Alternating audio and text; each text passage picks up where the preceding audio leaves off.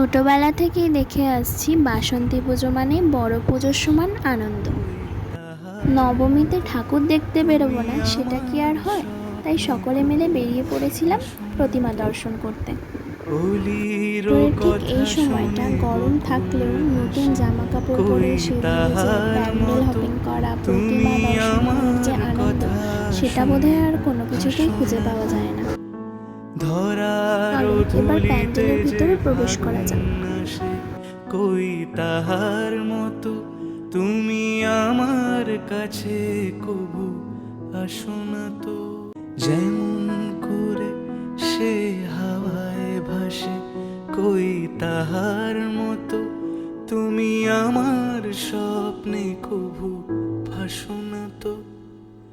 অলির কথা শুনে বকুল হাসে, কই তাহার মতো তুমি আমার কথা শুনে হাসো না তো।